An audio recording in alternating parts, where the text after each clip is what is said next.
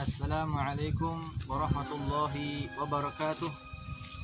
Alhamdulillahilladzi hadana lihadza wa ma kunna linahtadiya laula an hadana Allah. Asyhadu an la ilaha illallah wa asyhadu anna Muhammadan abduhu wa rasuluh. Allahumma shalli wa sallim ala sayyidina Muhammad wa ala ali sayyidina Muhammad. Subhanaka la ilma lana illa ma 'allamtana innaka antal alimul hakim.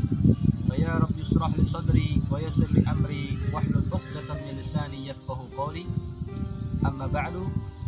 Ayah, bunda, dan siswa-siswi As-Sadriyah Islamic Primary Schools yang insyaallah selalu dirahmati Allah Subhanahu wa taala. Puji syukur kepada Allah Subhanahu wa taala yang telah memberikan kita sehat afiah sehingga kita dapat melaksanakan ibadah puasa di bulan Ramadan ini, dan mudah-mudahan apa yang telah kita laksanakan, apa yang akan kita laksanakan di bulan ini, Allah memberinya dengan ganjaran yang besar, dan mudah-mudahan Allah mengampuni dosa kita, mengampuni dosa kedua orang tua kita. Amin ya rabbal alamin. Berbicara tentang sabar, setiap seseorang pasti dia pernah mendapatkan suatu masalah. Lalu apa yang dituntut ketika seseorang mendapatkan suatu masalah? Allah Subhanahu wa taala memerintahkan kita untuk bersabar. Dalam keadaan apapun kita dituntut untuk bersabar. Masalah apapun kita dituntut untuk bersabar. Ya ayyuhalladzina amanu ista'inu bis-sabri was-shalah. Innallaha ma'as sabirin. Wahai orang-orang yang beriman, mintalah pertolongan kepada Allah Subhanahu wa taala dengan sabar dan salat. Innallaha ma'as sabirin. Bahwasanya Allah bersama orang-orang yang sabar. Maka dari itu, hendaklah kita menghadapi suatu masalah dengan kesabaran.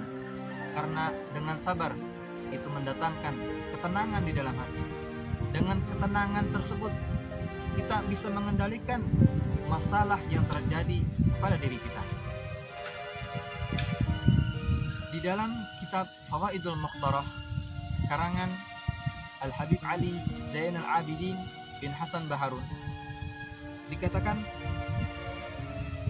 Ruwiya an Ibni Abbas anna sabra fil Qur'an ala 3 darajat.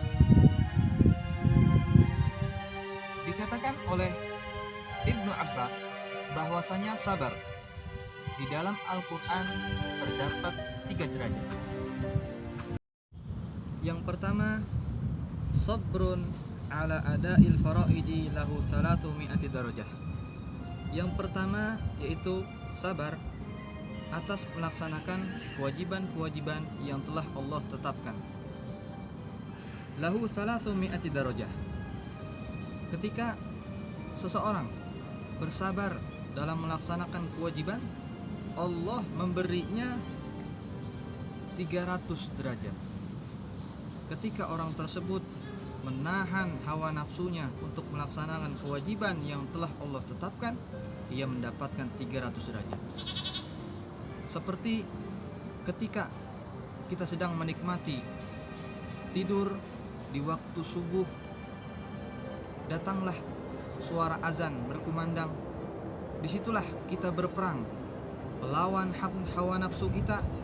Kita bersabar untuk melaksanakan kewajiban yang telah Allah tetapkan, di mana disebutkan oleh Allah Subhanahu wa taala di dalam surat Al-Mu'minun, qad aflahal mu'minun, sungguh beruntung orang-orang beriman, alladzina hum fi salatihim khashi'un, yaitu mereka yang khusyuk di dalam salatnya. Ketika seseorang bersabar dalam melaksanakan kewajiban, bersabar dalam melakukan salat, maka ia akan mendapatkan kekhusyuan di dalamnya. Ia akan mendapatkan ketenangan di dalam melaksanakan salat tersebut. Maka dia akan meraih apa yang telah dia lakukan bukan dengan bersabar dalam menjalankan kewajiban yang telah Allah tetapkan. Yang kedua, wasabrun anil muharrami lahu sittatu darajah. Yang kedua, sabar atas menjauhi larangan-larangan Allah Subhanahu wa taala. Ketika di suatu lingkungan kita tinggal di dalamnya, banyak terdapat godaan-godaan di dalam lingkungan tersebut. Akan tetapi kita bersabar, kita melawan hawa nafsu kita untuk tidak mengikutinya, maka disitulah Allah memberi pahala yang besar, sebab kita bersabar dari menjauhi larangan-larangan Allah Subhanahu wa taala. Lahu sittati darajah. Ketika orang tersebut bersabar dalam menjauhi larangan Allah Subhanahu wa taala, ia mendapatkan 600 derajat. Begitu mulianya orang-orang yang bersabar. Yang ketiga, wasabrun 'alal masaibi inda sadmadil ula lahu tis'atu mi'ati darajah.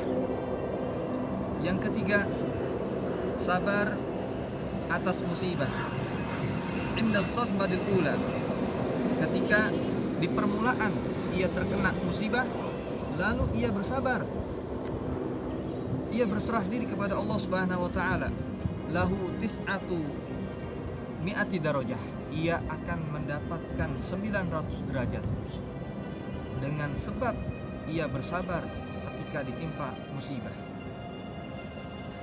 Di mana di dalam Al-Qur'an disebutkan di dalam surat Al-Baqarah ayat 155, Allah Subhanahu wa taala berfirman, "Wala nabluwannakum bisyai'im minal khaufi wal ju'i wa naqsim minal amwal wal anfusi was thamarat wa basyiris sabirin."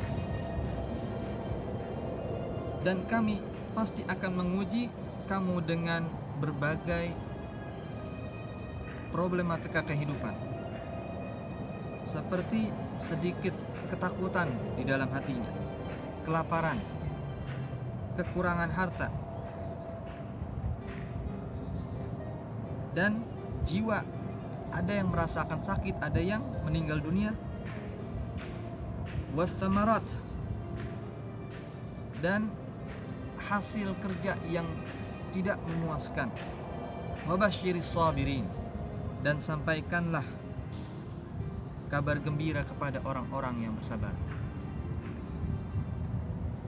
Di ayat berikutnya, alladzina idza asabathum musibah, yaitu orang-orang yang apabila ditimpa musibah, qalu inna lillahi wa inna ilaihi raji'un, mereka berkata, sesungguhnya kami adalah milik Allah Subhanahu wa taala, dan kepada Allah lah kami akan kembali. Ulaika alaihim sholawatun mir rabbihim wa rahmah, mereka itulah yang memperoleh ampunan dari Tuhannya dan rahmat dari Tuhannya, dan mereka itulah orang-orang yang mendapatkan petunjuk. Maka ketika kita bersabar, banyak keuntungan yang bisa kita dapatkan.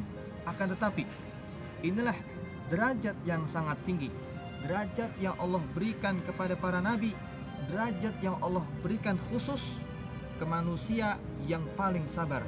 Siapa itu? Nabi Muhammad SAW. Maka dari itu, hendaklah ketika kita menghadapi suatu masalah, apapun itu masalahnya, kita sikapi dengan sabar. Karena dengan sabar itu akan mendatangkan ketenangan di dalam hati kita. Dengan ketenangan di dalam hati, kita bisa mengendalikan masalah tersebut. Hadirin, ayah, bunda, dan siswa-siswi As-Sodriyah Islamic Primary Schools yang insya Allah selalu dirahmati Allah Subhanahu wa taala. Mari kita renungkan kehidupan kita.